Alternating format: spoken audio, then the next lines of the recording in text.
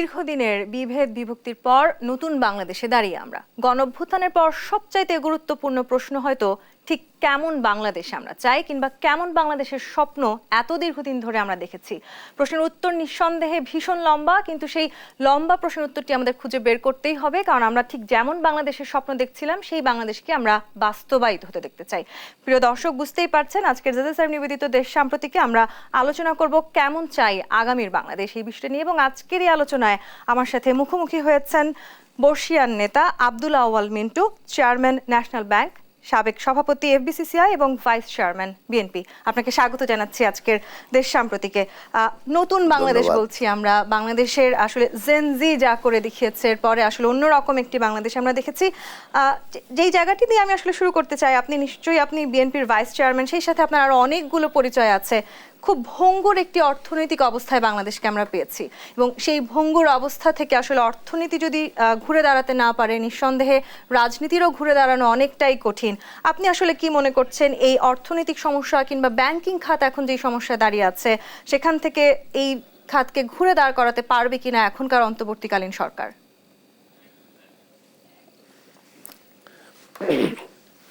প্রথমে আপনাকে ধন্যবাদ। আমরা যে শুধু বঙ্গুর অর্থনীতি নিয়ে একটা নতুন যাত্রা শুরু করেছি তাই না, অ্যাকচুয়ালি একটা বঙ্গুর রাজনীতি, একটা বঙ্গুর সমাজও ছিল।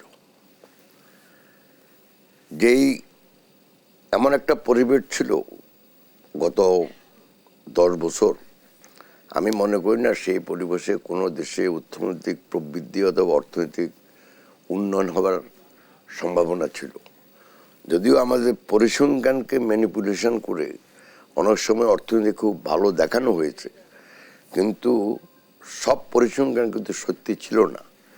এখন নতুন সরকার যখন নতুন পরিসংখ্যান নিয়ে আসবে, যদি সত্যি কথা বলে, তাহলে আপনি দেখবেন যে আগের অনেক সংখ্যাই ছিল, মানে ঠিক সংখ্যা ছিল না। যেমন যেটা আপনি দেখছেন যে আমাদের বলা হয় যে $30 বিলিয়ন আমাদের রিজার্ভ আছে, কিন্তু IMF যখন বলছে যে না, তোমাকে আন্তর্জাতিক মানদণ্ড ব্যবহার করে তোমার রিজার্ভ গণনা করতে হবে, তখন এটা হঠাৎ করে দেখলেন যে 20-এর কাছে চলে আসছে। তো এরকম আমাদের অনেক পরিসংখ্যান নেই, যারা ধান উৎপাদন থেকে আরম্ভ করে বাংলাদেশে অনেক কিছুর পরিসংখ্যানে কিন্তু আমি মনে করি ম্যানিপুলেট ছিল। তো এখন এখান থেকে তো আমরা একটা নতুন বাংলাদেশ সবাই আমরা বলতেছি, কিন্তু এটা তো সহজ ব্যাপার না। সেজন্য আমি মনে করি প্রথম যেটা ঠিক করতে হবে সেটা হলো আমাদের রাজনীতি, 2 একই সাথে অর্থনীতি। এই দুটা যখন ঠিক হবে তখন অটোমেটিক্যালি সমাজে একটা আইন শৃঙ্খলা ফেরত আসবে। এখন প্রশ্নটা হলো, আমাদের সমাজে অনেকেই অর্থনীতি এবং রাজনীতিকে একটু আলাদা করে দেখে। আসলে কিন্তু এই জিনিসটা ঠিক না, কারণ এই অর্থনীতি এবং রাজনীতি একে অপরের সম্পূরক। আর এই দুজনের জন্যই, এই দুটা নীতির জন্যই ভালো হওয়ার জন্য দরকার যেটা একটা সামাজিক শৃঙ্খলা, যেটাকে আমরা বলি সামাজিক মূল্য। তো এখন 3টার উপরে কাজ করতে হবে। এই যে ওনারা বলতে যে সংস্কার করবে, এই সংস্কারে কিন্তু মূল উদ্দেশ্য কিন্তু সামাজিক সংস্কার, অর্থনৈতিক সংস্কার এবং প্রাতিষ্ঠানিক সংস্কার। এর আলটিমেট হবে যদি আমরা সমাজকে শৃঙ্খলাবদ্ধ করতে পারি, যদি আমরা সমাজে অর্থনীতিতে সংস্কার লাগবে সেগুলো যদি আমরা করতে পারি, এবং সমাজে রাজনৈতিক সংস্কার লাগবে সেগুলো যদি আমরা করতে পারি, তাহলে একসাথে এগুলো অগ্রগতি হবে, এগিয়ে যেতে পারবো। আব্দুল আউয়াল মিন্টু, আপনি একজন অভিজ্ঞ ব্যবসায়ী, আপনি এফবিসিসি এর সাবেক সভাপতি ছিলেন, আপনি নানান খাতে সংস্কারের কথা বলছেন। ব্যবসায়ীদেরকে নিয়ে একটি কথা আমরা প্রায় শুনি, ব্যবসায়ীদেরকে বলা হয় যে তারা আসলে নীতিগতভাবে হয়তো খানিকটা পিছিয়ে আছেন, কিংবা তাদের নীতি নিয়ে অনেক সমালোচনার জায়গা সৃষ্টি হচ্ছে। আপনিও কি তাই মনে করছেন, আসলে ব্যবসায়ীরা কি নীতি থেকে খানিকটা সরে যাচ্ছেন? আপনি ভালোই বলছেন যে নীতি নৈতিকতার যে প্রশ্ন, ব্যবসা নৈতিক না অনৈতিক না। ব্যবসার কাজ হলো সমাজে মানুষকে যেটা দরকার সে পণ্য সরবরাহ করা, এটা হলো ব্যবসা। বিনিয়োগের কাজ হলো বিনিয়োগ করার মাধ্যমে আমরা উৎপাদন করবেন এবং সমাজে কর্মসংস্থান সৃষ্টি করবেন। একই সাথে এই দুটার একত্র সম্মেলনে দেশে সম্পদ সৃষ্টি হয়, যে সম্পদের আলটিমেটলি সমাজের সবাইকে সমৃদ্ধ করার কথা। যদি আপনার দেশে যে সম্পদ সৃষ্টি হয় সেই সম্পদে যদি যথাযথ ডিস্ট্রিবিউশন যদি ঠিকমতো হয়, এখন সেই ডিস্ট্রিবিউশনটা মানে আপনি কিভাবে এটাকে ভাগ বাটোয়ারা করবেন এই সৃষ্ট সম্পদ, সেটা তো ব্যবসায়ীদের উপর নির্ভর করে না। কিন্তু আবার এমন সমালোচনা আছে যে ব্যবসায়ীরা সেই সম্পদ পুরোটাই নিজের পকেটে রাখছে। আমি উত্তর দিচ্ছি আপনাকে সেটার। তো এখন এই সৃষ্ট সম্পদের মানে কিভাবে ডিস্ট্রিবিউশনটা ভাগাভাগি হবে সেটা একান্তভাবে নির্ভর করে রাজনীতির উপর। এখন প্রবলেমটা হলো যেটা আপনি নৈতিকতার পর্যন্ত আনছেন। দেখুন, ব্যবসায়ীরা নৈতিকও হতে পারে, অনৈতিকও হতে পারে। এখানে অনৈতিক কেন বলে? যে ব্যবসায়ীরা অনেক সময় লোভ লালসা পড়ে অতি মুনাফা করতে চায় সুযোগ মতোই। এই তো ব্যাপারটা, এটা তো বলতে চাচ্ছিলাম না, অত খোলাসা করে বলতেছেন না আর কি।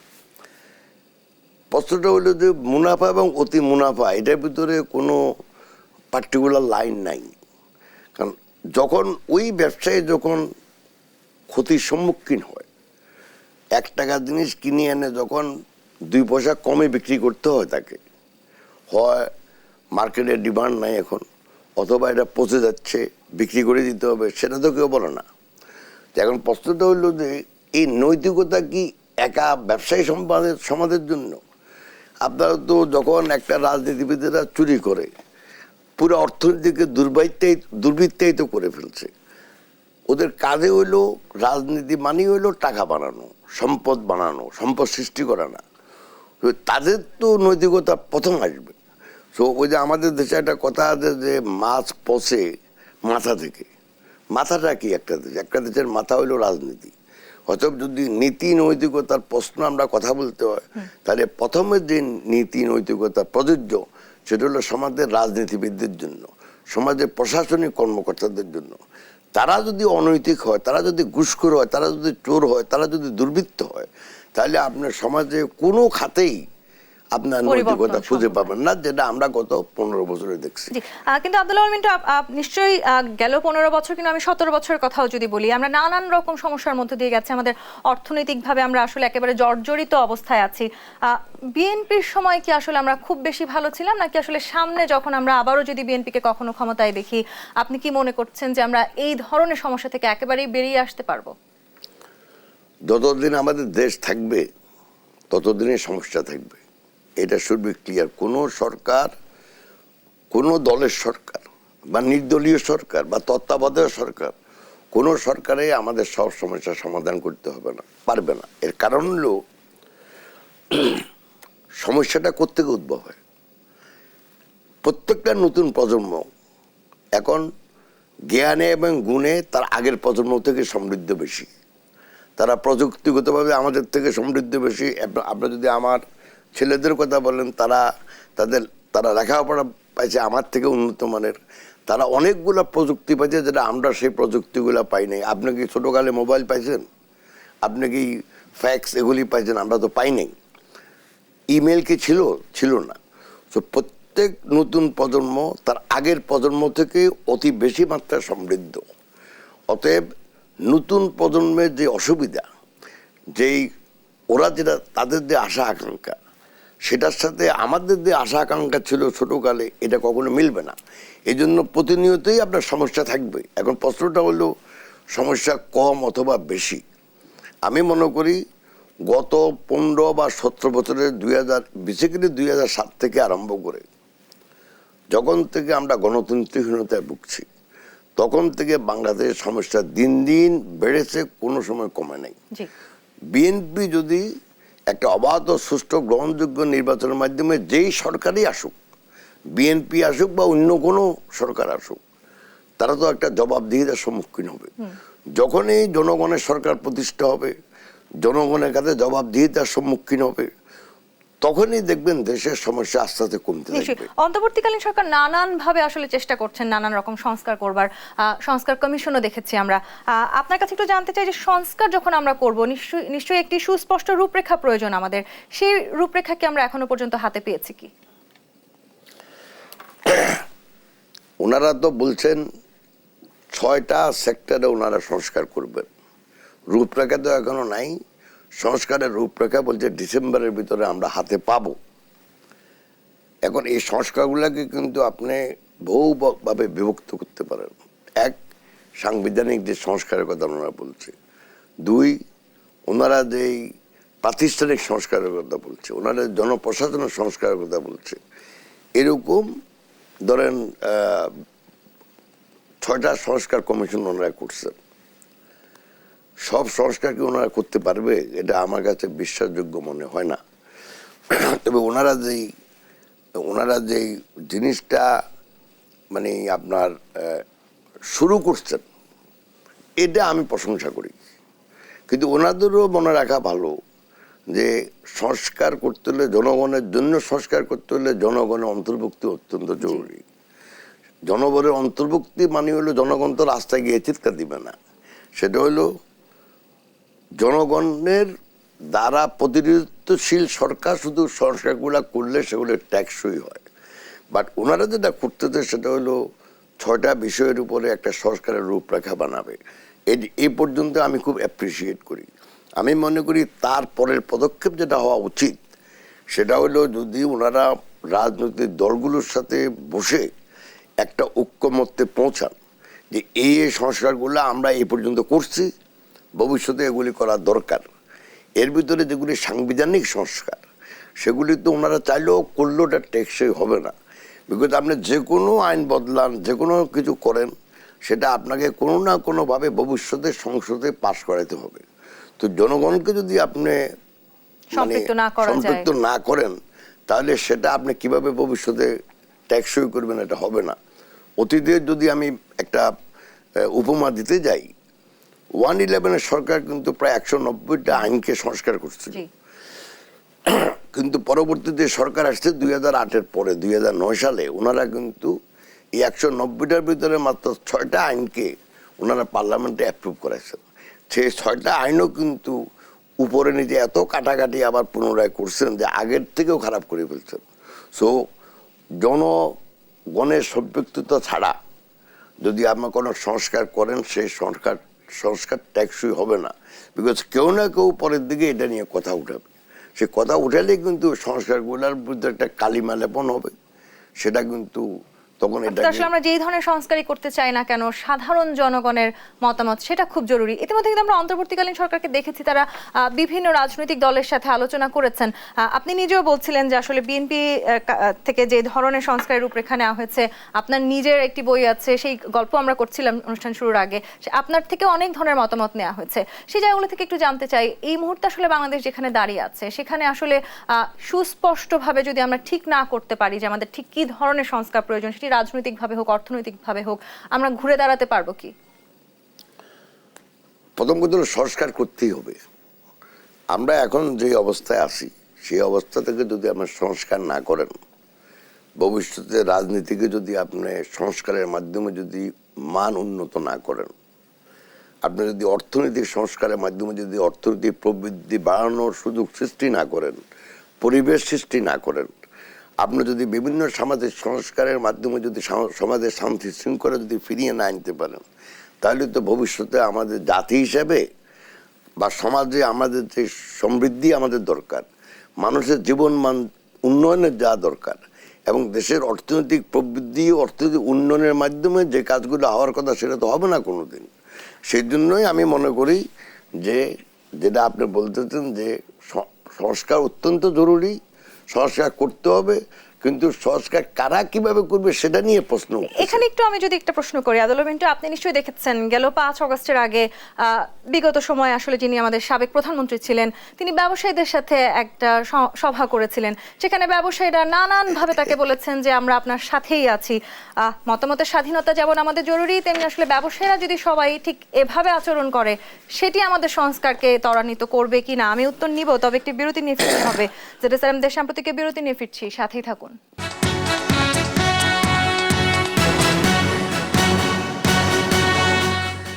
দেশ সাম্প্রতিক দেখছেন। সময় সে তো বয়ে যায়, সময়ের সাথে অগাধ মিষ্টি এক বন্ধন এভাবেই সময় পাল্টে যায়, কিন্তু ডিপ্লোমা সেই একই স্বাদে একই মানে যুগ যুগ ধরে রয়ে যায়। New Zealand dairy, excellence in quality. কেমন আগামীর বাংলাদেশ চাই, আমরা এই বিষয়ে নিয়ে আলোচনা করছিলাম। আব্দুল আলম মিন্টু একটি প্রশ্ন রেখে বিরতিতে গিয়েছিলাম। 5 অগস্টের আগে আমরা ব্যবসায়ী নেতাদেরকে ঠিক যেভাবে একজন নেতার হয়ে কথা বলতে দেখেছি, সেভাবে কি আসলে আমরা ব্যবসায়ীদেরকে সবসময় দেখতে চাই?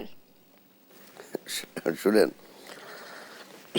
ওইটা আমাদের ব্যবসায় সমাজের জন্য একটা লজ্জাজনক অধ্যায় আপনার ধরে নিতে পারেন। এর আগেও তো আমাদের ধরেন বিভিন্ন সংগঠন আছে, এরকম কোনো সময় আমরা দেখিনি। এখন এটা যদি আপনাকে আমি একটু ব্যাখ্যা করতে যাই, যাতে করে আমার শ্রোতা ভাই বোনেরা বুঝতে পারেন, সেটা হলো আমাদের সমাজে এটা 2 ভাগে বিভক্ত।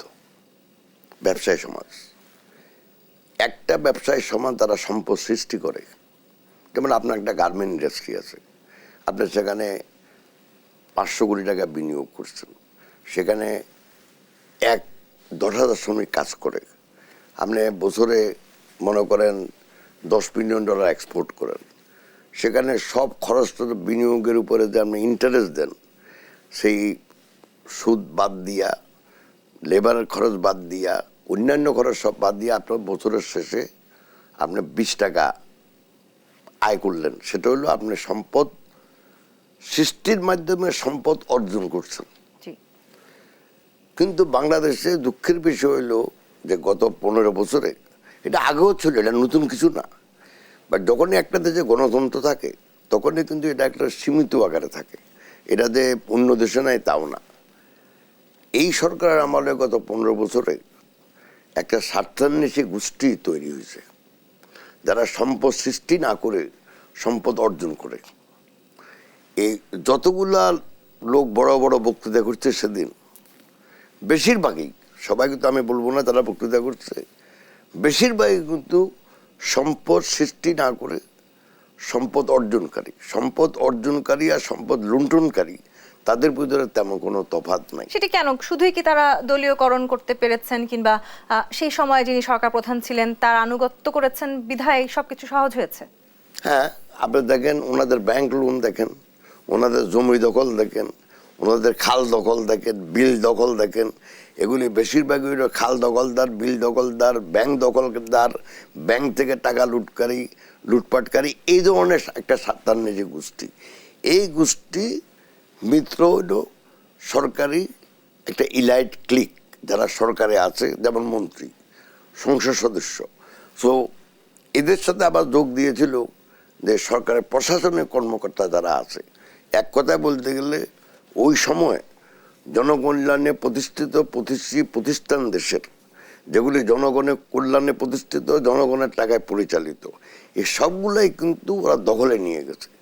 দখলে নিয়ে ওই সরকারি কর্মকর্তা, ওই রাজনৈতিক যারা লোকজন আছে, যেমন সংসদ সদস্য বা মন্ত্রী বা তাদের মিত্র, তার সাথেই একটা স্বার্থান্বেষী গোষ্ঠী একত্র হইয়া দেশে সম্পদ লুণ্ঠন করছে। এবং এতে করে যেটা হলো যে আপনাকেও 1 লাখ টাকা লোন দিতে হবে, আমাকেও 1 লাখ টাকা লোন দিতে হবে। হয়তো আব্দুল আলম মিন্টু, আপনার কাছে 1 লাখ টাকা খুব কম অঙ্কের টাকা হতে পারে, কিন্তু খুব সাধারণ খেটে খাওয়া মানুষের জন্য তো এই 1 লাখ টাকা অনেকগুলো টাকা। আপনি নিজে একটি ব্যাংকের চেয়ারম্যান হয়েছেন অতি সম্প্রতি, আপনাকে শুভেচ্ছাও একটু জানাতে চাই আমি। সেটাতে একটু জানতে চাই, আমরা এমন উদাহরণও দেখেছি একটি ব্যাংক থেকে একজন ব্যক্তি, তিনি একাই 36,000 কোটি টাকা লুটও করেছেন।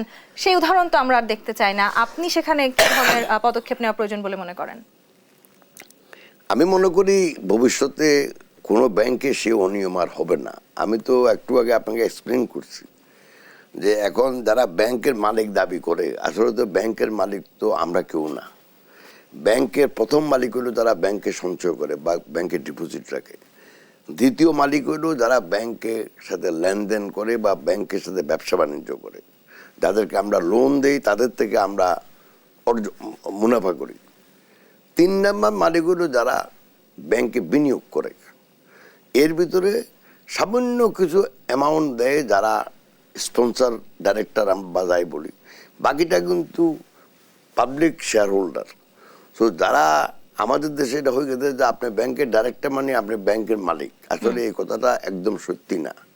সো এখন এই যারা ব্যাংক থেকে অতিমাত্রা ঋণ নিছে, আপনি যাদের কথা বললেন যে বক্তৃতা করছে, দেখেন এরাই কিন্তু আপনি যতই ঘুরে ফিরে নাম ঠিক করেন দেখবেন যে ওই 20-25 জন 30 জন, এর বাইরে খুব কম। এর বাইরে গুলো 100, 200, 500 কোটি টাকা। এখন আগের প্রধানমন্ত্রী তো নিজেই বলছেন যে আমার বাড়ির চাকরও 400 কোটি টাকার মালিক। তো আপনি বুঝতে পারেন যে সমাজের কোন অবস্থা ছিল। অর্থাৎ এই রাজনৈতিক দুর্বৃত্তায়িত করার ফলে রাজনৈতিক দলের ক্ষমতাসীন ব্যক্তিরা, সংসদ সদস্যরা, স্বার্থান্বেষী গোষ্ঠী, এগুলি একত্র হইয়া প্রতি দেশের খাতওয়ারি প্রতিটি প্রতিষ্ঠান তারা দখলে নিয়ে গেছে। সেটা হয়তো আমরা 10 জনে হয়তো আমরা বিদ্যুৎ খাত দখল করলাম, বাকি 10 জনে করলো ওই সেতু ভবন ওই খাত, বাকি 10 জনে করলো ব্যাংকিং খাত। এরকম করে দেশের প্রতিটি খাত তারা দখলে নিয়ে গেছে। খাতওয়ারি দখলদারিত্ব চলেছে আসলে। দলে চলেতে, এবং দখলদারিত্ব নেওয়ার পরে ওইখানে কে চেয়ারম্যান হবে ওই প্রতিষ্ঠানে ওরাই ঠিক করে। জি, এই ধরনের দুর্বৃত্তায়ন থেকে বেরিয়ে আসতে হলে রাজনীতির হাতে দেশ যাবে, সেটি খুবই প্রয়োজন, এবং একটি সুষ্ঠু নির্বাচনও সে কারণে খুবই জরুরি। আপনি যেহেতু একজন বর্ষিয়ান নেতা, একটু আমি প্রশ্ন করতে চাই, আওয়ামী লীগের মতন একটি দল কার্যত একেবারেই অনুপস্থিত এখন বাংলাদেশে, এই সুযোগে বেশ কিছু দল সামনে এগিয়ে যাওয়ার চেষ্টা করছে। আমরা দেখতে পাচ্ছি যে ছাত্রদের পক্ষ থেকে এক ধরনের রাজনৈতিক দল হতে পারে কিনা তেমন একটি আলোচনা আছে, কিংবা জামায়াতে ইসলামের সামনে আসা নিয়ে একটি আলোচনা আছে। সেই বিষয়গুলো নিয়ে আপনার বিশ্লেষণ একটু জানতে চাই। তবে আরো একটি বিরতির সময় হয়েছে, বিরতি নিয়ে ফিরে উত্তর নিচ্ছি। দর্শক, জেরুসালেম নিবেদিত দেশ সাম্প্রতিকে বিরতি নিয়ে ফিরছি, সাথেই থাকুন।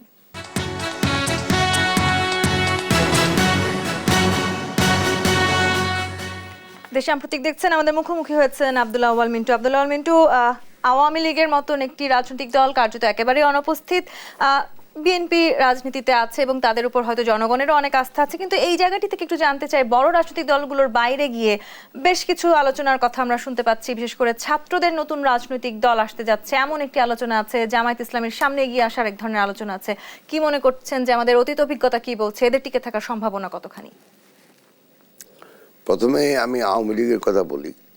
আওয়ামী লীগের সব নেতারা অনুপস্থিত, তবে আওয়ামী লীগ যে একদম অনুপস্থিত মাঠে ময়দান থেকে, এটা পুরোপুরি ঠিক না। মানে ওই রাজনৈতিক কর্মকাণ্ড থেকে বিরত আছে, রাজনৈতিক নেতাদের অনুপস্থিতি। কিন্তু কিছু কিছু লোক কিছু কিছু জায়গায় যে কিছু কর্মকাণ্ড করতেছে, যেগুলি সামাজিক, যেগুলি শৃঙ্খলা ভঙ্গ করতেছে, যেমন কিছু কিছু উৎপাদিত কারখানাতে, এটা আমাদের নজরে এসছে। তো একদম 100% যে অনুপস্থিত এটা বলবো না আমি। 1, 2 নম্বর হলো, দেখেন ছাত্র বলেন, শিক্ষক বলেন, গায়ক বলেন, সবাইরই স্বাধীনতা আছে রাজনীতি করার। বাট রাজনীতি করতে হলে একটা সময়ের ব্যাপার আছে, বয়সের ব্যাপার আছে, অভিজ্ঞতার ব্যাপার আছে। তো অভিজ্ঞতাহীন রাজনীতিবিদ যদি হয়, তাহলে এটা যদি লোকজনেরা ভোট দিয়ে ওনাদেরকে যদি সংসদ সদস্য করে সরকার গঠন করার সুযোগ দিয়ে, আমাদের তো বলার কিছু নাই। তবে নিয়ম অনুযায়ী কথাটা বলতেছে যে আপনি যদি পুরোপুরি শিক্ষিত না হন রাজনৈতিকভাবে, এমনি লেখাপড়াও শিক্ষিত লাগে। আবার আমাদের দেশে এখন আর এগুলি কোনো মাপকাঠি নাই। গুন্ডা পান্ডাও একটা বিরাট আপনার ক্রেডিবিলিটি সংসদ সদস্য হওয়ার। আপনি যদি মানুষ মারতে পারেন, আপনি যদি ওই ভোট কেন্দ্র দখল করতে পারেন, আপনি যদি দুর্নীতি করতে পারেন, সেটা হলো সবচেয়ে বড় আমাদের দেশে গত কয়েক বছরে সংসদ সদস্য হওয়ার একটা ক্রেডিবিলিটি। এখন ছাত্ররা যদি রাজনীতি করতে চায় করবে, কিন্তু যদি ছাত্রই রাজনীতি করে তাহলে আর ভবিষ্যৎ লেখাপড়া দরকারটা কি? তো লেখাপড়া যদি না করে তাহলে দেশ গঠন কারা করবে? সো প্রত্যেকের লাইফের একটা স্টেজ আছে। আপনি একটা সময় থাকবেন ছাত্র, তারপরে আপনি কিছু কাজ করবেন, অভিজ্ঞতা সঞ্চয় করবেন। যখন আপনি নিজের দায়িত্ব জ্ঞান ব্যবহার করে যদি আপনি নিজের বিয়ে শাদী করে বাচ্চা কাচ্চা ওদেরকে বড় করেন, সেটাও এক ধরনের অভিজ্ঞতা। তো একদম কোনো অভিজ্ঞতা ছাড়াই যদি আপনি বড় রাজনীতিবিদ হয়ে যান, এটা সম্ভাবনা খুবই কম। তবে যে কোনো কেউ এটা করতে পারে, এটাতে আমাদের কোনো সমস্যা নেই, এটা হলো রাজনৈতিক অধিকার। 2 নম্বর হলো আপনি ইসলামী সব নির্বাচনে আমরা এক ধরনের টানাপোড়েন দেখি, সেটা সব দলের ক্ষেত্রেই। দেখুন, জামায়াতে ইসলামী একটা আমাদের থেকে ভিন্ন মতাদর্শের একটা রাজনৈতিক দল। এই সরকার, গত সরকার যখন চলে গেল তখন তো জামাতে ইসলামের বিভিন্ন ধরনের নেতা বিভিন্ন কথাবার্তা বেশ কিছু বলছিল। তবে আমি গত এক সপ্তাহ বা 10 দিন আমি দেখতেছি একটু সংযত আছেন। আপনি যদি জুলাই মাসে, আগস্ট মাসে যদি 2 সপ্তাহ দেখেন, মনে হয় যে ওনারা একটা বিরাট জনসমর্থিত দল। বাংলাদেশে ওনারা অনেক সিট পেয়ে রাজনৈতিক মানে আপনার সরকার গঠন করতে পারবে ইলেকশন হলে। বাট এটা দেখছি আমি একটু চেঞ্জ হচ্ছে। এই জন্য আমি কিছু বলতে যাব না, এই জন্য যে ওনারা একটা ভিন্ন মতাদর্শের রাজনীতি। কিন্তু আমরা যেটি বলতে চাইছিলাম যে আমাদের আসলে সব রাজনৈতিক দলকে নিয়েই নির্বাচন করতে হবে এবং আমরা সেটাই দেখতে চাই। ঠিক এই প্রসঙ্গে যদি একটু জানতে চাই, বিগত যে নির্বাচন আমরা দেখেছি শেখ হাসিনার আমলে বিএনপিকে ছাড়া শেষ যে নির্বাচন আমরা দেখেছি, সেটি একটি বড় ভুল ছিল কি আওয়ামী লীগের? আওয়ামী লীগের তো প্রথম ভুল শুরু করছে, প্রথম কথা আমি স্টেট আপনাকে বলি, আমি মনে করি 2008 সালের যে নির্বাচন দেশে বিদেশে সমাদৃত, কিন্তু আমার কাছে মনে হয় যে এটা একটা ষড়যন্ত্র নির্বাচন ছিল। ওই সরকার সাংবিধানিকও ছিল না, ওই সরকারের তত্ত্বাবধানে যে ইলেকশনটা হয়েছে আমি মনে করি সেটা একটা বিরাট ষড়যন্ত্রের। এটা শুধু আমাদের দেশই না, দেশি বিদেশি ষড়যন্ত্রের ফলে আওয়ামী লীগ বিপুল সংখ্যাগরিষ্ঠ দেখায় নিজেকে, তারা নির্বাচিত হয়েছে বলে তারা সরকার গঠন করছে, কিন্তু আমার কাছে মনে হয় না তারা ওই বিপুল সংখ্যক ভোট পাইছে। 2, ওনাদের এই সংগ্রামের ফলে 1996 সনে তত্ত্বাবধায়ক সরকার অন্তর্ভুক্তি করা হয় আমাদের সংবিধানে। সেই সংশোধনী ওনারা বাতিল করে দেয় 2011 সনে। কিভাবে? যে এটা সুপ্রিম কোর্টের রায় অনুযায়ী ওনারা বাতিল করে দিচ্ছে, কিন্তু এটা হলো আরেকটা মিথ্যা কথা। ওনারা সুপরিকল্পিতভাবে আওয়ামী লীগ এই ত্রয়োদশ সংশোধনী বা তত্ত্বাবধায়ক সরকার বাতিল করছে, করে ওনারা বাংলাদেশে এরপরে 2014 সনের লাস্টে ইলেকশন, 18 সনের লাস্টে ইলেকশন, 24-এর ইলেকশন, এগুলি কোনো ইলেকশন বলে কোনোভাবেই পরিগণিত করা যায় না। সো এই ইলেকশনগুলো ছিল প্রহসন, ষড়যন্ত্র, এবং অবৈধভাবে অনির্বাচিত হইয়াও অবৈধভাবে ক্ষমতা দখল করে রাখছে। তার পরিণতিতে আপনি দেখছেন এখানে। সেই জায়গাটি থেকে একটু জানতে চাই, রাজনৈতিক দলগুলোর সংস্কার এখন ভীষণ প্রয়োজন। রাজনৈতিক দলগুলোকে সংস্কার করতে হলে নিশ্চয়ই রাজনৈতিক নেতৃবৃন্দ যারা আছেন তাদেরও একটি বড় সংস্কার প্রয়োজন। সেই সংস্কারের জায়গায় কি রাজনৈতিক নেতারা হাঁটছেন? এখনো আমি দেখছি না, তবে আমি মনে করি ভবিষ্যতে যদি রাজনৈতিক সংস্কার করে তাহলে নিশ্চয়ই তার ভিতরে রাজনৈতিক দলগুলোরও সংস্কার দরকার হবে। যে কিভাবে আপনার রাজনৈতিক নেতা, একটা দলের নেতা নির্বাচিত হবে। দলের নেতা তো শুরু হয় ইউনিয়ন লেভেল থেকে, গ্রাম লেভেল থেকে শুরু হয়। আমাদের ইউনিয়নে ওয়ার্ড কমিটি আছে, ইউনিয়ন কমিটি আছে, উপজেলাতে আপনার ইউনিয়ন মানে উপজেলা আবার কমিটি আছে, এরকম স্তরে স্তরে এটা কেন্দ্র পর্যন্ত কমিটি আছে। তা আমি মনে করি ভবিষ্যতে যেমন আমাদের বিএনপির ঘোষিত নীতি যে পূর্ণাঙ্গ কমিটি করার সময় নির্বাচিত কমিটি হতে হবে, কিন্তু গত 10 বছর তো আমরা রাজনীতিই করতে পারি নাই।